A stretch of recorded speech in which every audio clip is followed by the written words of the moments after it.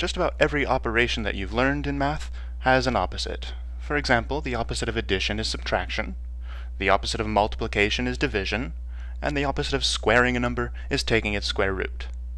So it's a natural question to ask, what is the opposite of differentiation? The answer is called antidifferentiation. So if one function is the derivative of a second function, then the second function is called an antiderivative of the first function.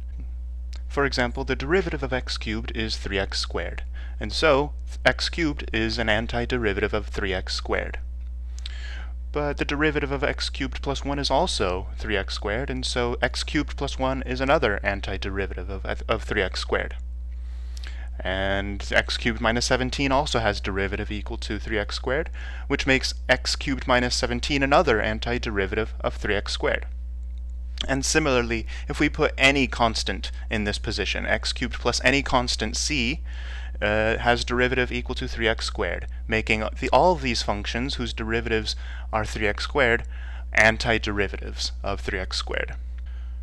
And in fact, any antiderivative of 3x squared is of the form x cubed plus c for some constant c. If we put c equal to 0, then we recover x cubed. If we put c equal 1, then we get x cubed plus 1, and so on. If we put c equal negative 17, then we get the third one. So any antiderivative of 3x squared is described by this single formula x cubed plus c. And so we call x cubed plus c the general antiderivative for 3x squared. And we have a funny notation for this. It's this. We put the function to be antidifferentiated in between this elongated s, this integral symbol, and the infinitesimal dx. And so this line here says that the general antiderivative of 3x squared is equal to x cubed plus some constant c. This symbol is also called the indefinite integral of the function 3x squared. So this indefinite integral simultaneously represents an entire family of functions which all have the same derivative. And plugging in various values for c, we obtain various particular antiderivatives of 3x squared.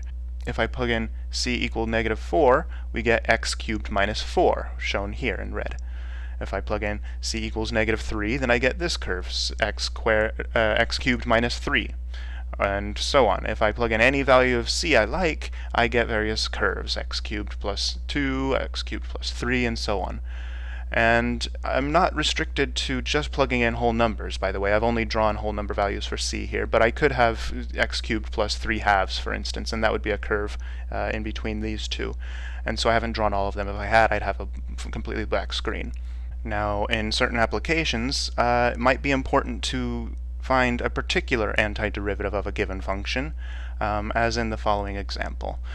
A ball is thrown upward with a speed of 48 feet per second from a cliff 432 feet above the ground. We were meant to find its height above the ground t seconds later and when it hits the ground. Okay, so let's start with what we know. We know that the initial speed is 48 feet per second, and the initial position, that's s, is 432 feet.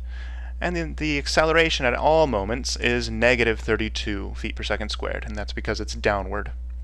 Okay, well we know that the acceleration function is this constant negative 32, and so the speed is this antiderivative of negative 32. Alright, can we come up with a function whose derivative is negative 32? The answer is sure. It's negative 32t plus some constant c. Okay, but what value of c goes here? The speed function is determined by this problem. It's a definite speed function, and so there must be a definite value of c. And we determine this value of c by plugging in this known condition here, that the initial speed is 48 feet per second. And so plugging in t equals 0 and v equals 48 simultaneously, we then get this equation, which tells us that c must be equal to 48. So our revised formula for the speed is negative 32t plus 48. Okay, well now, since the position function is an antiderivative of the speed function, we should hopefully be able to recover the position function from our new formula here. So let's replace this speed function with its formula, which we've just discovered. And now we need to decide what is an antiderivative of negative 32t plus 48. Well, don't worry about how I'm coming up with this just yet. We'll talk about that later. But you can at least verify that the derivative of this function here, d is a constant, the derivative of this is negative 32t plus 48, and so this is an antiderivative. Since the initial position is 432, we can plug in t equals 0 and s equals 432, and discover that d must equal 432. And therefore, our revised formula for the position function is negative 16t squared plus 48t plus 432. And this answers the first question. Find its height above the ground t seconds later. Well, here it is. That's the formula. And now to answer the question, when does it hit the ground, we just need to know when is the height equal to 0. So we set the height function, which we just discovered, equal to 0, and we solve. This is just algebra now. In this case, we can factor out a negative 16, and then we can use the quadratic formula. Simplify and reject the negative solution because it's not going to hit the ground before we throw it, and so we find that it must hit the ground about 6.9 seconds after we throw it.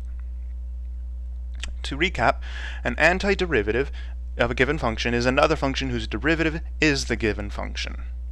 And the general antiderivative, also called the indefinite integral of a function, simultaneously represents them all. Simultaneously represents all possible functions whose derivative is the given function. And we find it simply by adding an arbitrary constant c to any particular antiderivative that we're able to find. In the next video, we'll discover some basic techniques for finding an antiderivative, and therefore finding all antiderivatives. But for now, I'd like you to try to answer these questions, and I'll see you in the next video.